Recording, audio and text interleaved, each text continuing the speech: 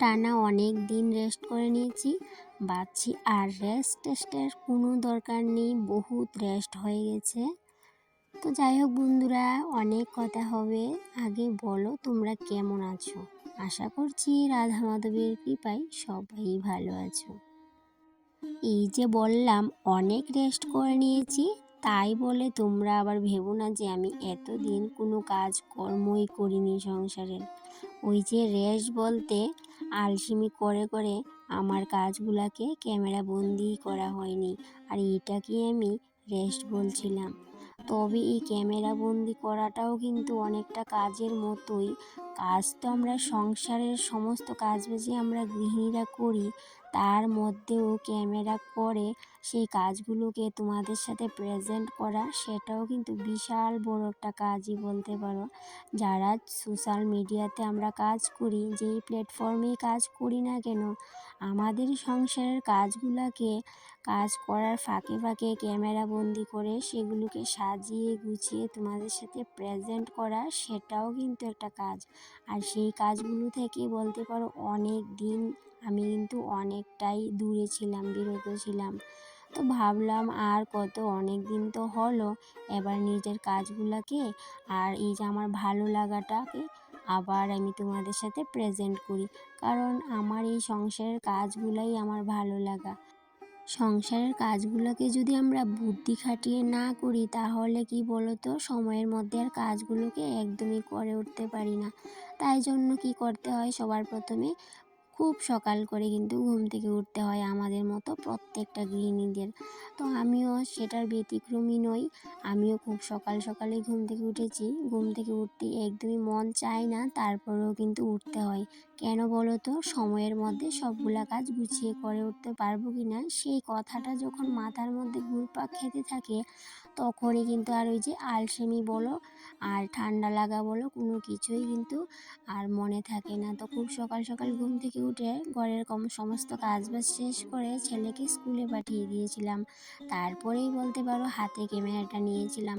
আর এদিকে সকালবেলা কিছু কাপড় চোপড় ধুয়ে দিয়েছিলাম, আর আগের দিনের কিছু বলতে পারো ভিজে কাপড় ছিল, সেগুলোকেও মেলে দিয়েছিলাম। তো সেগুলো তো শুকিয়ে গেছে, সেগুলো তুলে নিচ্ছি। আর এইদিকে আমি কিন্তু বাইরের কাজগুলো করতে করতে রান্না বান্নাটাও করছিলাম।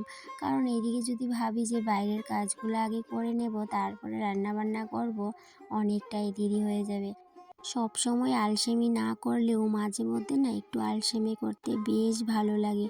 কেন বললাম বলো তো, এই যে কিছুদিন আগে বাড়িতে একটা ছোট্ট মোটো প্রোগ্রাম ছিল, সেই প্রোগ্রামের পর কিছু বাসন তো হয়েছে, সেই বাসনগুলো কিন্তু এখনও গুছানো হয়নি। অবশ্য ধোয়া হয়ে গেছে, কিন্তু একদমই গুছানো হয়নি। যেরকমটা ছিল সেরকমটাই রেখে দিয়েছিলাম। তো আজকে ভাবলাম যেহেতু রান্না বান্নাটাও শেষ, আর এদিকে বাসনগুলোকে একটু উঠোনের মধ্যে মেলে দেব, তারপর ভালো করে একটু মুছে সুন্দর করে গুছিয়ে রেখে দেব। তাই জন্য কি করলাম বলো তো, রান্নাটাও মোটামুটি শেষ হয়ে গেছে। এখন রান্নাঘরটাকে পরিষ্কার করব, তার আগে ভাবলাম উঠানের মধ্যে বাসনগুলোকে মেলে দিই। তো উঠানে মেলে দেব, উঠানটা যেহেতু অনেকটাই ধুলো পড়ে আছে, ভাবলাম এখন যদি উঠানটাকে ঝাড় দিই অনেকটা ধুলো উড়বে। তাই জন্য প্রথমে যেই জায়গাটাতে বাসনগুলোকে মেলবো সেখানটায় একটু জল দিয়ে নিলাম, তাতে করে আর ধুলোটা উড়বে না। আর এত ধুলো উঠছিল মানে কি বলবো, এই যে কিছুদিন আগে পৌষ সংক্রান্তি উপলক্ষে উঠানটাকে লেপেছিলাম, তারপরেও কিন্তু প্রচণ্ড প্রচণ্ড ধুলো হয়ে গেছে উঠানে। তো যাই হোক, এইদিকে দেখো উঠানটাকে ভালো করে যেই জায়গাটায় বাসনগুলো মেলবো সেখানটা ভালো করে ঝাড় দিয়ে নিয়েছি, তারপর মাদুরটা পেতে নিয়েছি। এখন সমস্ত বাসনগুলোকে মেলে দেব, তারপর ভালো করে ধুয়ে যেগুলোকে ধুতে হবে সেগুলোকে ধুয়ে নিয়েছিলাম, আর যেগুলোকে এমনিতেই মুছে রেখে দিলে হবে সেগুলোকে মুছে রেখে দেব। কখন রান্নাবান্না করে ফেলেছি, কিন্তু দেখো বেমালুম ভুলে গেছি রান্নাঘরটা পরিষ্কার করার কথা। রান্নাবান্না করে রান্নাঘরটা পরিষ্কার না করলে একদমই ভালো লাগে না। এদিকে তো আজকে কি রান্না হয়েছে তোমাদের সাথে শেয়ার করলামই। মাছের ঝোল করেছি, ভাত, আর সেই সাথে ছিল রাতের ডাল আর বেগুন ভাজা। তো বেগুন ভাজাটা আর তোমাদের সাথে শেয়ার করলাম না। এইদিকে রান্নাঘরটা এখন লেগে পড়লাম রান্নাঘরটাকে ক্লিন করার কাজে। যেহেতু আমার রান্নাঘরটা খুবই ছোট্ট টিনে ঘেরা রান্নাঘর, সেটাকে যদি সময় মতো পরিষ্কার পরিচ্ছন্নতা না রাখি তাহলে বুঝতেই পারো কতটা নোংরা হয়ে যায়। আর যেহেতু এটা টিনের ঘর একদম রুটের সাথে, তাই জন্য কিন্তু আরও বেশি তাড়াতাড়ি নোংরা হয়ে যায়। প্রত্যেক দিন চেষ্টা করি রান্না করার পর একটু ভালো করে ডিপ ক্লিন করে নেওয়ার। যদি প্রত্যেক দিন ডিপ ক্লিনটা করে নিতে পারি তাহলে আর ওই যে সপ্তাহ 15 দিন পর পর ভালো করে ডিপ ক্লিনটা করতে হয় না।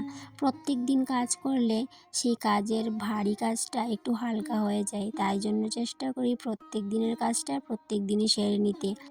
যেহেতু একার সংসার, একা হাতে সমস্ত কাজবাজ করতে হয়, তাই জন্য সংসারের কাজগুলোও একটু বুদ্ধি করেই করার চেষ্টা করি। একার সংসার বলে ছোট্ট ছোট্ট কাজগুলোও না আমার কাছে বিশাল বড় বড় দায়িত্বের সমান। জানো বন্ধুরা, সংসারের সব কাজ একদিকে আর আমার রান্নাঘর গুছানোর কাজ একদিকে। যতই সংসারের কাজ করি না কেন বা না করি, তারপরেও আমি চেষ্টা করি আমার রান্নাঘরটাকে একটু গুছিয়ে পরিপাটি করে রাখার। তো কতটুকু করতে পারি জানি না, যেহেতু আমার ছোট্ট টিনের রান্নাঘরটাতে তেমন দামি জিনিস কিচ্ছু নেই, তবে যতটুকু আছে সেটুকু দিয়েই গুছিয়ে রাখার চেষ্টা করি। আর সব থেকে বড় কথা হলো, গুছিয়ে রাখার চেয়েও ক্লিন রাখাটা সব থেকে বেশি জরুরি, সব থেকে বেশি সুন্দরতা। তো যাই হোক, যতটুকু পারি ততটুকুই চেষ্টা করি গুছিয়ে রাখার। তো তারপর তো দেখতেই পেলে বাইরের সমস্ত কাজ বাজ শেষ করে রান্নাঘরের কাজ শেষ করে চলে আসলাম স্নান করে ঠাকুর ঘরে। তো পুজোটা দেওয়া কমপ্লিট হয়ে গেছে, তার মধ্যে আরেকটাও মাথা প্ল্যান ঘুরছে পুজো দিতে দিতে। কারণ কি, আমাদের বাড়িতে না এখন তুলসী পাতা নেই। তো এই যে কটা দিন মানে এত কষ্ট হয় তুলসী পাতা ছাড়া পুজো দিতে, তাই জন্য ভাবলাম আজকে যখনই পুজো দেব তখন পুজোর পরে একটা শুকনো তুলসীর চারা ছিল বাইরে, তো সেটাকে তুলে রাখবো। কারণ যখনই তুলসী পাতা থাকে না তখন কিন্তু এই যে তুলসী এরকম শুকনো তুলসীর কাঠ যদি থাকে সেটাকে না রেখে দিই আমি। তাতে করে তুলসী পাতা যখনই থাকে না আমি সেগুলোকে দিয়েই পুজো করি, ছোটো ছোটো পিস করে ভেঙে ঠাকুর করে রেখে দিই। আর সেটাকে যখন তুলসী পাতা থাকে না তখন পুজো দেওয়ার কাজে লাগাই। কারণ যেহেতু তুলসী পাতা ছাড়া পুজো হয় না, আর তুলসী পাতা যখন না থাকে তখন কিন্তু এই যে আমি শুনেছি বড়রার মুখে যে শুকনো তুলসী গাছের ঠাল বা গাছ যে ছোটো ছোটো পিস করে যদি আমরা রেখে দিই তাহলে সেগুলো দিয়ে পুজো নাকি হয়, তুলসী পাতার সমান হয়। তো যাই হোক, এদিকে সংসারের সমস্ত কাজ বাজ শেষ করে বিকেলে চলে এলাম বাবার বাড়িতে। কারণ আজকে বাড়িতে একটা ছোট্ট একটা কাজ আছে বাবার, সেই জন্য আসলাম। তো কী কাজ সেটা তোমাদের সাথে শেয়ার করলাম না, কারণ ওই যে বললাম বাবার কোনো কাজ তোমাদের সাথে শেয়ার করব না, সেই জন্য শেয়ার করলাম না। আমি এসেছিলাম শনিবার দিন বিকেলবেলা, আর আজকে হচ্ছে রবিবার। তো রবিবারে ভেবেছিলাম থাকবো না, চলে যাব। তো তারপর আর যাওয়া হলো না, যেহেতু ছেলের ড্রয়িং ক্লাস ছিল সেটাও হবে না, টিচার বলে দিয়েছে, তাই জন্য ভাবলাম যে থেকেই যাই। তো হঠাৎই ইচ্ছে হলো পিঠে বানানোর, তাই জন্য ভাবলাম না, যেহেতু বাড়িতে সবাই আছে একটু পিঠে করে নেওয়া যাক। তাই জন্য তিল দিয়ে সাতু করলাম, নারকেল দিয়ে করলাম, রেডি করে আসলাম। এদিকে চাল, তারপর সমস্ত কিছু রেডি করা হয়ে গেছে। তারপর বিকেলবেলা মা হঠাৎ বলল যে সন্ধ্যাবেলায় পিসু আসবে, তাই জন্য ভাবলাম যে পিঠের জন্য যে গন্ডাটা বানিয়েছি সেটা একটু কম হয়ে যাবে, তাই জন্য আবার নারকেলটা ঝুলানোর জন্য বসে পড়লাম। কারণ পিঠের মধ্যে যদি গন্ডাটা কম হয়ে যায় তাহলে ওই সিদ্ধ পুলিটা করতে গিয়ে একটু কম হয়ে যাবে। যেহেতু আমাদের বাড়িতে জয়েন্ট ফ্যামিলি, অনেকজন, তাই জন্য কম পিঠাতে একদমই হবে না। তাই জন্য আবার পরে কিন্তু নারকেল ঝুলিয়ে কিন্তু আবার গন্ডাটা বানিয়েছি। আর এদিকে দেখো, এই যে নারকেল দিয়ে যে তিলের সাথে দিয়ে করেছি সেটা দেখতে না বেশি একটা ভালো লাগছে না, যেহেতু কালো কালার হয়ে গেছে, তাই জন্য।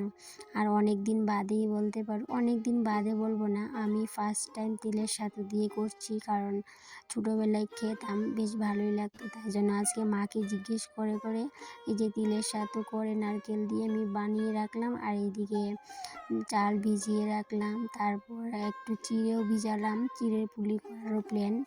আগে খেয়েছি কিন্তু কখনো করা হয়নি, আজকে ভাবলাম না করব।